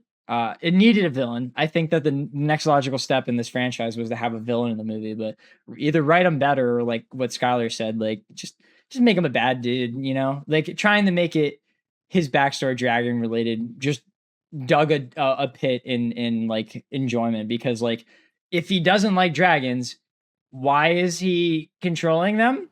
And why is he attacking people then? I don't know. It doesn't make sense and the movie doesn't know, so it doesn't matter. Write a better villain. All right, Skylar, let's hear it. What's our average? So the Mediak average for How to Train Your Dragon 2 is an 8.75. Are we going to round up or round down? This one is perfectly in the middle of an 8.5 and a 9. Honestly, No, I think keeping it there is fine. Let's just assume that Austin would have had a 9 or higher. He would not have like a 9. I think Austin would have had it an 8. I think he would have had completely honest. He gives me the same vibe. So then maybe I feel like he would have too many problems with the villain. You could round up to a 9 still. Yeah, I like 9. Chandler, you're right. What was the last I think we should give it an 8.5. I feel like it's more representative of what we were saying. I think we should get into the news. What was the last movie at? I don't know. I think a 9. Yeah. Oh, okay. Okay, maybe 8.5 is fair then. Chandler, can you redact your score for the last movie? Give it a 10? No, I think we decided I knew right when I said that, like... you guys got mad at me when I did it. Kind of a 10, but I don't know. There are some movies that I probably watched well before that. Yeah. So, the fewest of few. 10 has to be something special and magical, I feel like. Talking about special and magical, Bob Iger stepped down from Disney, the head of Disney, and it got replaced by Josh D'Amaro. I don't know who Josh D'Amaro is, but hopefully he's better. I was going to say can't be worse, but we've already seen a worse, so... Is he like another failed CEO from another company? I don't even care. I didn't look into him at all. It's just like, it's a lost cause. Disney, it's a lost cause. There's nothing we can do about it. We're getting a Texas Chainsaw Massacre TV show produced by A24. Sorry, I'm trying to look and see where it's coming out on. Don't know, but we're getting it. That's fun. I don't know why I screenshotted that. That wasn't very important news. Oh, Ed Gein do so well on Netflix. They're like, let's make what Ed Gein did something not based do off of well it on again. Netflix, actually, shockingly.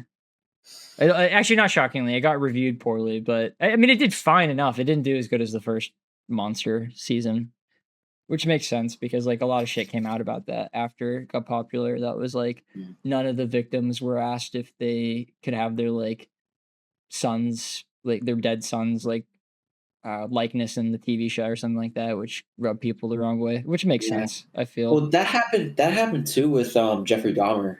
That's what I was saying. Yeah, I remember That's that. what I was saying. I was saying the first the series is called Monster. The Jeffrey Dahmer show is season 1. Season 2 is Ed Gein. That's I was saying like people probably fell off because of that backlash from the first season. Yeah. You know. Okay. Yeah. Got you. Next news. This is not a political podcast. However, this is movie news, and also there's a meme that I thought was really fucking funny that I had to show off. The Melania movie opened to $2 million. Amazon spent. What the fuck was that? That was really weird timing. Like some weird sound happened in my wall. Oh my god, they're attacking me because I'm talking about how bad this movie did. Amazon spent $40 million making the movie and then spent $35 million on marketing. So it's a big old flop. The reason why I specifically wanted to talk about this was because underneath of that post was another post that was a joke, and it happened with Morbius. It was Goku and Vegeta, and they're like, we have to go fight somewhere empty, and it's a Melania theater. I thought that was really funny. It made me giggle. I was like, that's so valid, actually. Next news. NetEase is shutting down its generative AI unit and bans all AI use in their video games, which is pretty cool. I know NetEase doesn't do the best things ever, but they make a game that I like a lot, and this is an objectively good move from them, so happy about that. Love to see it. That's Cassie news. I don't want to talk about that. Last news that I have is that we're getting a new series by Alex Ross, who is like the best artist in comic book history. It's called Marvel Dimensions, and this is the description of it. This book is meant to be a tour of the classic Marvel universe while expanding it in new ways, and it could introduce up to 200 new character variants. So I'm interested in that literally only because of Alex Ross, because he's incredible. Go read Kingdom Come, because it's the most beautifully drawn comic that has ever existed. All right, Cassie, say your news that Chandler actually had that you stole. I didn't mean to.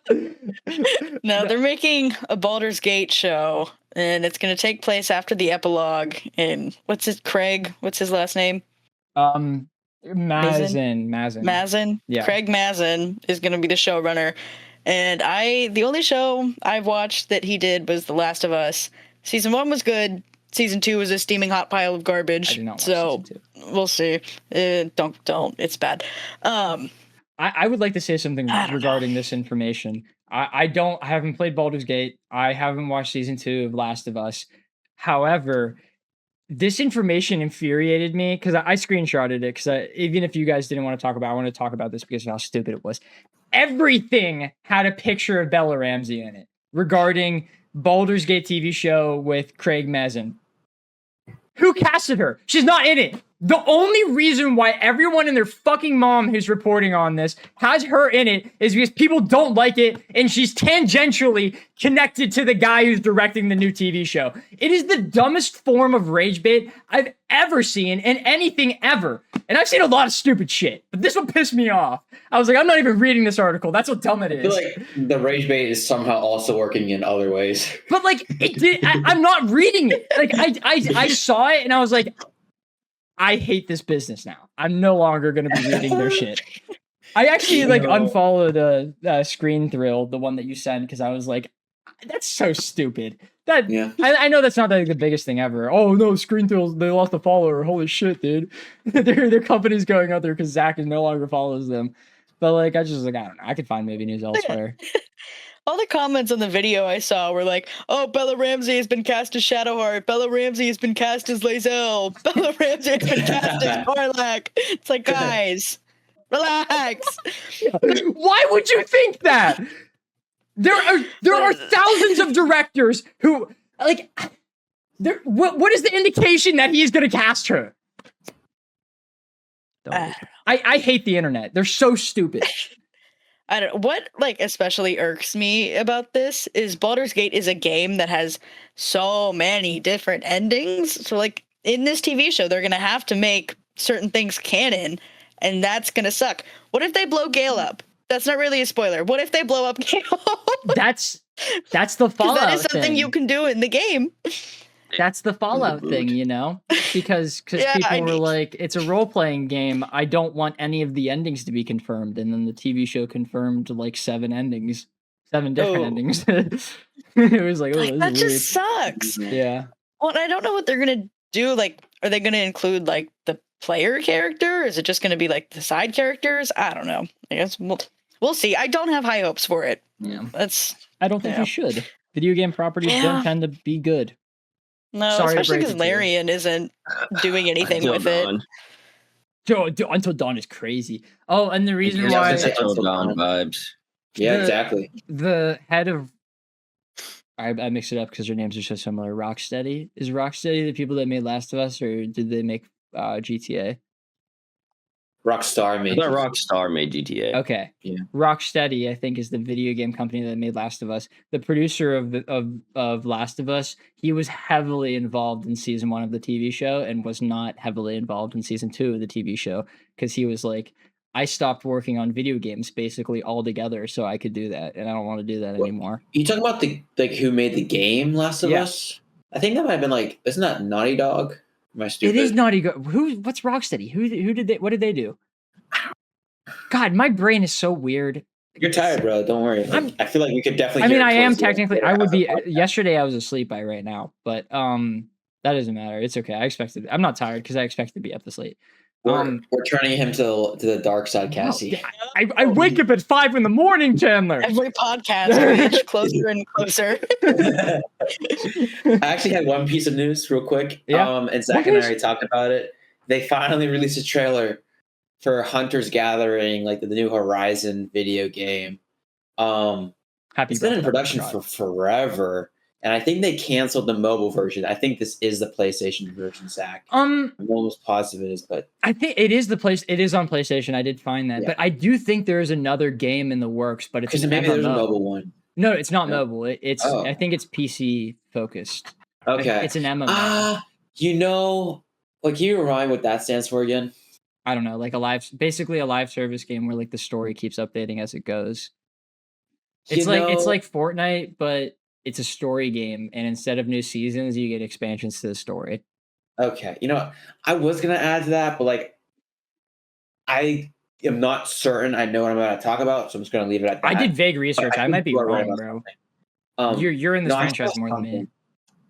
Well, I will say with this franchise, I was telling you I'm not a huge fan of it, especially for how it looks and stuff. But actually, I think what's funny about it is Horizon kind of was going to look like this initially, and then became like super realistic and like the graphics were ridiculous. I love how Already. Horizon looks. But That's like the best part. This of it. game is like a night ring, from what I've heard.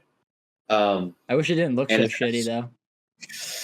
I just love so much how you can like shoot the components off of like the robot and like hinder its performance. Like you can literally chop off its tail or chop off its laser cannons and use it to shoot back at it. I'm not quite. I don't know if that's what I got out of that trailer. Not at all. I think they're gonna have a state of play and show more of the game, so I'm looking forward to that. But it's gonna be like Elden Ring Night Ring. So It looked like a very interesting. generic action game that just so happens to have multiplayer attached to it. yeah, and like a weird multiplayer because it's like 3-player. Like Yeah.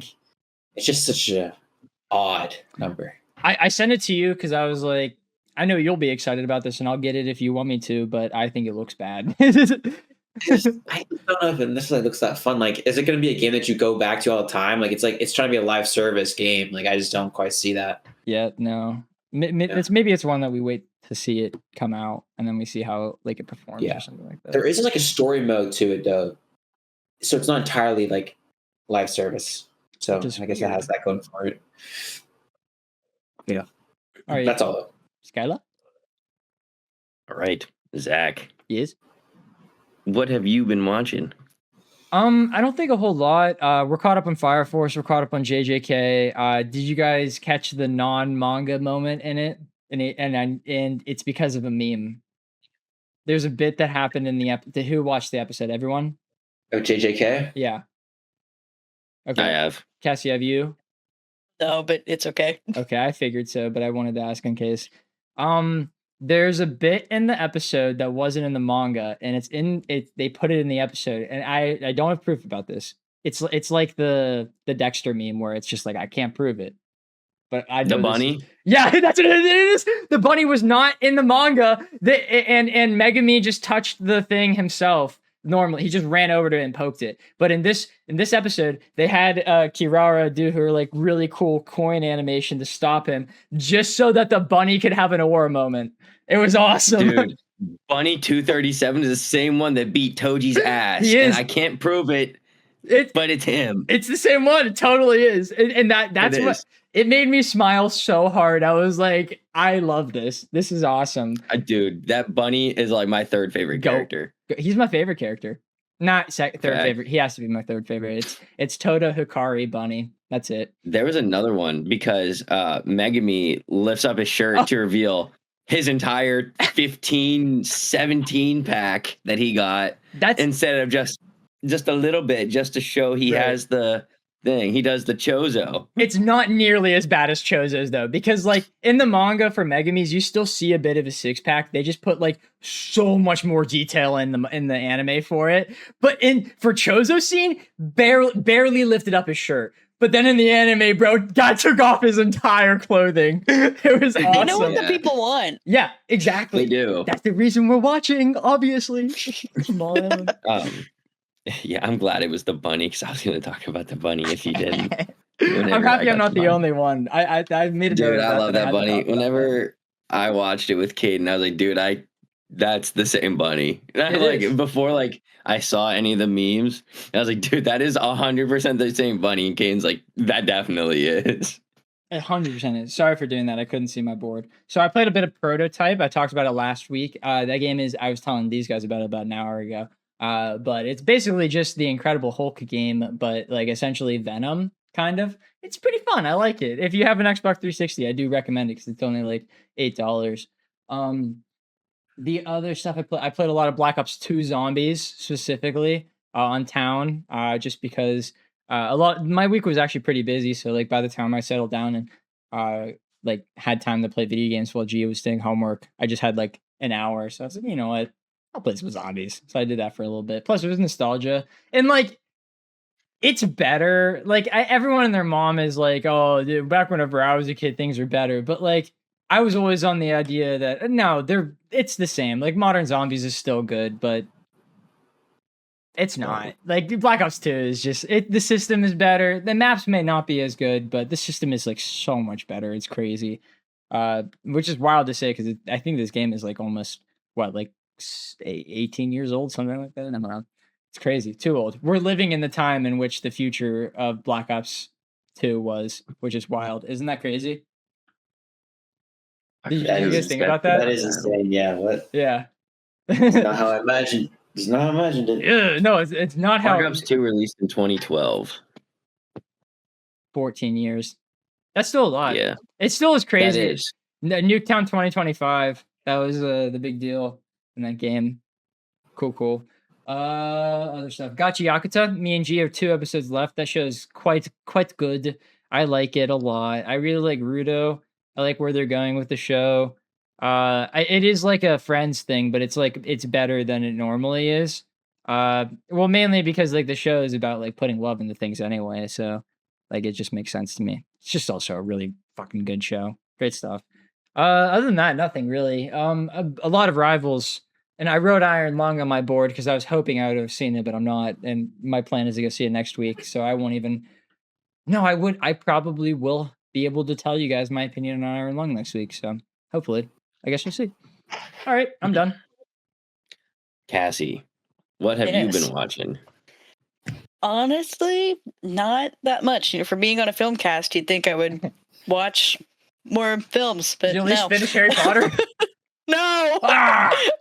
I'm doing the thing that I do where I'm like all in on something for like 3 days and then I stop.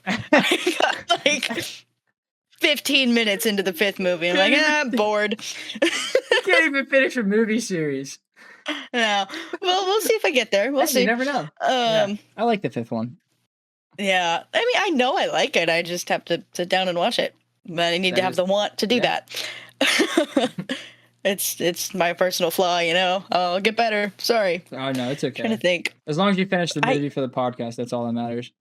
Yeah, and I do that. I do it the day before, but I do it. Sometimes day We're up. looking at Chandler. Yeah, we're eyeing someone. The sound of him leaving. That'd be good. That's silly. I've been rewatching Invincible because season 4 comes out in Pretty soon. March. Does that sound right? I don't know. Very soon, yeah. Yeah. Yeah. Wait. So it'll Like take the 16th me. or 18th, something like that. That's coming up. Yeah. So I started rewatching that because I don't remember anything that happened in the last season. I'm gonna be honest. Why? Yeah, it was really good. I'm sure.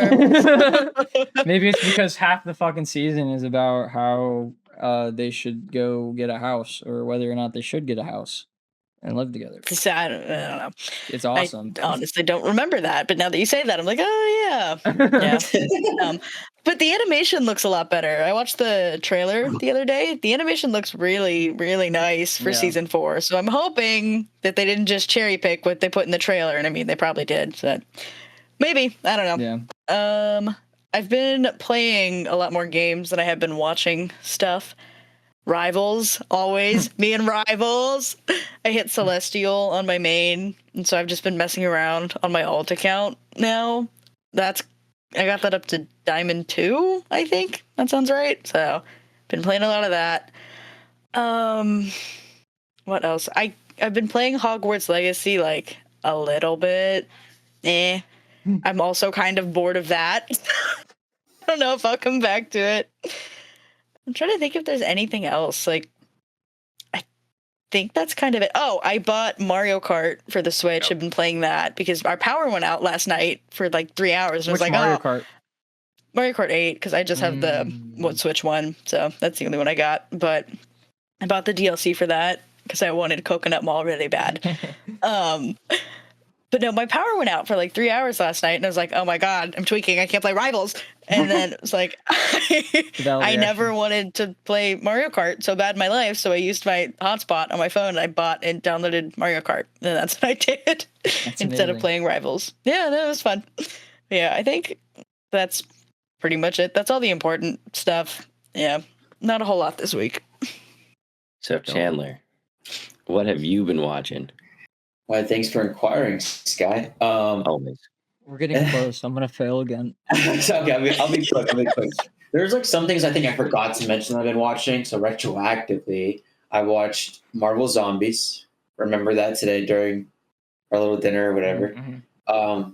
Very good show. Love it. Where me and Chandler made out at Mike and Tony's. You weren't supposed to tell anyone that, bro. Yeah, dude, we're supposed to hide with the dragons. No one would realize. We're just talking about dragons. The animation's really good. It's just like What If. Although like there's some really sick scenes, and there's a certain character I really just like. I don't know why. Once I saw him, it's like a mix up of two. It's literally. I mean, I know the whole thing is based off like a What If universe, but like this guy's like I feel like from another What If. There's no way you can have two What Ifs in one What If universe. I want his Lego version. There has to be something out there with the Lego. I know there's a way to make it. But I will buy it from like a Lego. Just make it. I'll buy it. He wants that shit. I'm watching The Pit. Started with. I think I've watched the first 2 episodes. Anyone familiar with that by chance? I know of it. Yeah. People at my work talk about it a lot. You watch? My mom loves that show. I haven't started it, but my parents watch it all the time, so I see it on the TV in the living room downstairs. They really like it. My mom always talks about, because she's a nurse, she's like, all the medical stuff in this show is so accurate. Yeah. But I know it's set in Pittsburgh, and I haven't heard like a Pittsburgh accent. Where's the Pittsburgh at work today, they were so upset about that, because they were talking about I think it's valid. Yeah, and they were like, there's nothing Pittsburgh about this show at all. And it's called The Pit. which is crazy. Right. They were like, in the last episode, someone said, "Oh, I went to Pamela's and got broccoli." Like, why is that your takeaway from Pamela's show? Well, you clearly didn't go. You Googled cool things in Pittsburgh and Pamela's came up and you wrote that down. Sorry, that's not my anger. That's from someone at work. I was transmitting that into here. Go ahead, Chandler. Sorry.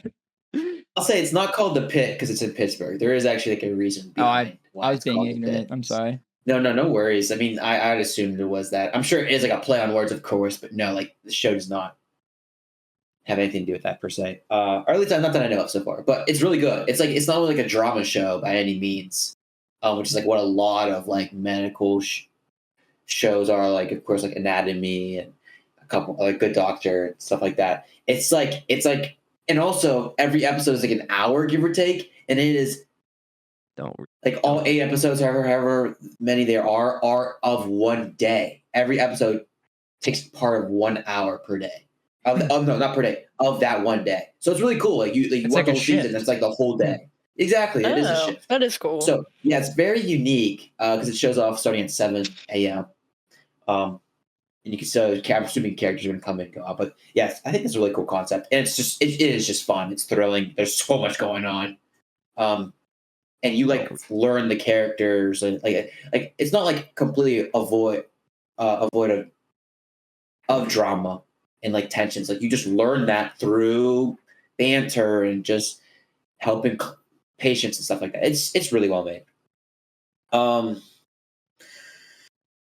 Started reading my Lord of Mysteries book again. Went to the gym and didn't want to do anything before volleyball today, unlike some yesterday. Wink, wink, Sky. So I wanted to just walk on the treadmill and just read the book. That's pretty hype, actually. Yeah, it was actually kind of chill. I will say it was chill. I probably got a couple stairs, but that's all right. Who cares? Dude? They're missing out.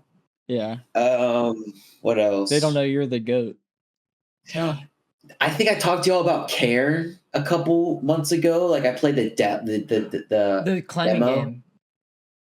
Yes, right? yes. I think it's made by Peak, or at least there's like a bundle out there where you can get Peak and that together. But it's really cool because first off, it's like cartoony or like comic-y animated. Like it's like dark lines on the outside, kind of type beat, and like it's like sketchy. But like it's really cool. You have to control every single limb as you climb, and like you have to really put your hands in crevices. And like leverage is really important, and I think weight distribution and like you can. It kind of is, and there's just so much to explore. I barely got into it, but it just looks super complex. And the mountain you have to climb is ridiculous. It is so cool whenever like this like you get past the little prologue and you see the mountain in the distance. And the credits start rolling as you walk. It's just so beautiful. There's definitely a couple wallpaper. That sounds really cool. Honestly. Multiple wallpaper moments. That game sounds horrible, and I don't ever want to play it. But that description of the opening sounds really great. It is so cool. I have a photo. I think I might share it with you if you want to see it. But yeah, it is really cool. I should clarify, and I say to me, like I feel like I personally wouldn't like that. Not that it's bad. But it's not underwater, bro. Yeah, but like. I think it's like really cool. That's my description. I love it. I'm with you. I like it too. I think it's cool. This game looks really pretty. Oh, it's so good. It's so good. I promise. It's a great game, and I barely played it. But I'm being such a dickhead. I'm sorry. I'm playing like fucking ancient games. I watched Parasite. It's like I binged that. Wait, the anime. The anime? What? I've also seen the anime, and I enjoyed the anime, but I thought you were talking about the movie. Not the movie. Why? I love that movie. That's one of the best movies I've ever watched. Oh, yeah, I saw that too. Yes, I saw that too. Like that's very good. This. No, that was a little bit ago. Oh, I was gonna say no way. I watched it. No, I didn't watch both at once. No. Yeah. Yeah, I thought they were the same thing. I thought this was like the live action version of that. No. You watched Parasite the Maximum. Yes. Or whatever. And I said there was some questionable moments in there for certain, considering like the main characters are like high schoolers. Yeah. You know, and it makes sense because like the same producers made Hunter x Hunter, I didn't know that. and like the pedophile in that dude, like that kilo or not kilowatt, He's the so clown good. looking. He's so clown. good. Yeah. I used to like him too until you like. I guess I must have been in denial because he was like giving off weird vibes and weird beats, and I totally disregarded that because I was like, You watch that show in dub or sub? He was Because in licking the his dub, lips, it's bro. kind of absurd. Really? I only do sub. I think the He's only like- dub thing I've ever done is Soul Leveling season 2. All I needed was the animation, bro. The guy was licking his lips, looking at kids. Oh my walk gosh, away. yeah. Once you like brought it to light, I was like, holy crap, I can't unsee this now. I must have really been living in denial. Like, Well, it's doing not. everything It's I not could. that. It's because he loves power and strength and whatever. But It's just so freaky. I know they do They're it in kids. such a They're way fucking too young. weird way. Like, why, bro? They know what they're doing, bro. They do know what they're It's the doing. same They're doing it on producer, purpose. or same studio, or whatever. But they also made Free Run, which is a banger.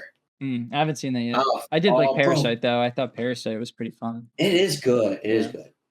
I like that scene where the one alien just like takes over that random guy's body. I don't. Have you finished it? I'm done, yeah. Okay, he just like walks into that like gang hideout and he just takes out all of them just by himself. Yeah. It was Yeah, so but fun. Yeah.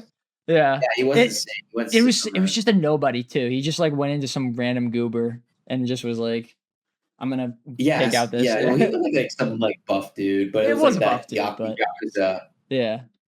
I just Yeah. enjoyed the like parasites in that show. Yeah, Which it is was kinda- cool. It was deep. Gotcha. It was very deep. Yeah. Makes you think about things like friendship and what you really care about. Main character got like less human too as the show went on, right? Huh? Didn't he get like less human as the show went on? Not like physically, but emotionally. Yes, but that switches eventually. But yeah, you really think he's going down a dark path, Yeah. like no point of return. But yeah, anywho, it's really good. Recommend. Yeah. I kind of recommend watching it. I'd say it's like a 7.5. Maybe, Yeah, maybe. It's been like 5 years since I watched it, so I don't know if that's a good review. it's not like a super flashy film, too. Yeah. But I mean, there are some really cool episodes. Anywho, Sky, that is what you had asked for, and that's what I've delivered. Ugh. That's good. Oh, All right, team. go lock in. 3, 2, 1. Sky, Sky, Sky, what have you been What have you watching? been watching? let's go. Redemption. Right. Mine hasn't been too much. I haven't been this happy ever. So me and Lily are still watching New Girl, and I found out that we're still on season 1, and we've been watching it for a minute. And if you would have asked me out of context, like, "Hey, how far are you into New Girl? Like, what season are you on?" I would have confidently said 3. Confidently. Those are long Actually, seasons too. Yeah, they're like 24 episodes or something. Yeah, I didn't know they were 24. I thought they were like 12, Rip Bozo. basically. Yeah, and I watched the new JJK episode, and then I also watched the last 2 episodes of Gachi Akuta with Caden, so he's officially done with the show. And I got to rewatch them. You watched the 2 episodes I didn't watch, so together it's completed. Yeah, I've also watched the show on my own. Well, I know that, man, this week. Yeah. Yeah. And then me and Lily started playing Dr. Mario from N64, which is just like the Tetris Mario game, but it was fun. It had like frantic music, and you could change the background, and they had silly characters. It's a So good game. that was pretty fun. And then we also played Mario Kart and Overcooked, which are kind of like staples now. There's like 3 games that Lily will like 100% play, and it's now Dr. Mario got added, Mario Kart and Overcooked. But yeah, that's like it. I really don't know what I've been doing. I feel like I should have had so much more, but I think it's all like New Girl. Like, I think we've watched probably like 8 episodes or something this week. So, yeah, but that's all I got. I still got to catch up on. I read the Medola chapter. I guess that was one because I texted Zach about it. Wait, oh no, not okay, never mind. Not the one that drops tomorrow for me, but the one that dropped 6 days ago for me. Yeah. I still have to read that One Piece chapter 2, and I have to read the one that I think comes out tomorrow. I'll have to read that as well, and Medolo. So I got some stuff on my plate, but we be moving, we be grooving. Yeah, but I think that's all I got. Okay, so I forgot some stuff. I'm also going to start jotting down shit that I'm watching at work too. Well, I'm not going to be like, I watched the news and this was on the news, but like other stuff I'm monitoring. Basketball's whatever. I did that today. That was stupid. But I also am watching Tribunal Justice, Judge Mathis, Judge Judy.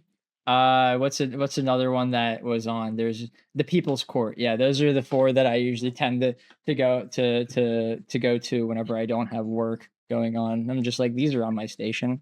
Those are what I'm watching. They're all very mean. I like the People's Court because there's 3 judges up there, and they tend to be nicer and keep each other in track. But sometimes I feel like Judge Mathis jumps the gun too much, and he doesn't hear the full story, and then he allots the money to the wrong person because he was being a little bit of a jerk. And I don't like that. Or maybe it's just the editing. I don't know. Sorry, that's it. I looked up there and I was like, oh, I think that'd be funny to talk about that. Do you guys even know what any of those are? They're boomer shows. Judge Judy. Yeah, that's it.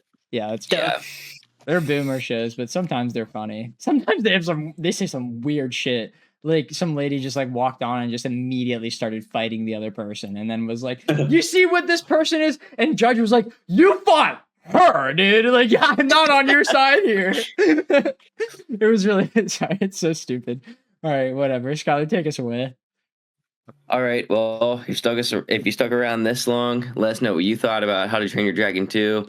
Again, we're trying to hit 1,000 subs by the end of the year this year. So anything you can do, like, subscribe, share, tell a friend. You're obligated to subscribe if you watch to the end of the video right here. You have to. It's a legally binding thing. It popped up for like a frame, like halfway through.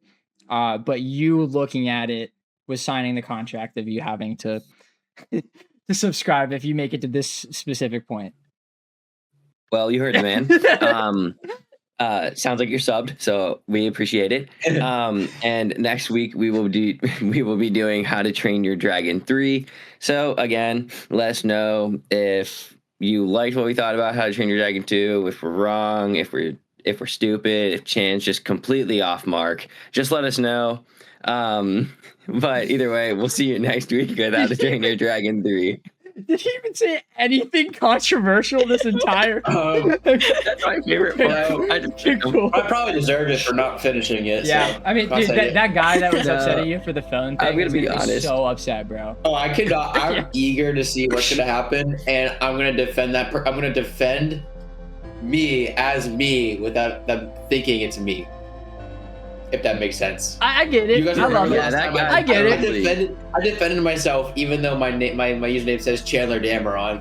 I'm like, oh, he probably has a good point. Dude, like, come on, you think he actually knows your name, bro? There's no way. There's not a chance. That's what I'm saying. Like, I could defend myself. Yeah, you're fine. Yeah, you're like, I actually think this Chandler guy has some good points. Dude, Chandler definitely knows what he's talking about. Lay off him a little bit. So true. All right, like Skylar said, we'll see you guys next week with How to Train Your Dragon 3. Austin will be on this time. I won't be lying, I think. All right, we'll see you guys next week. Bye. I have a great time.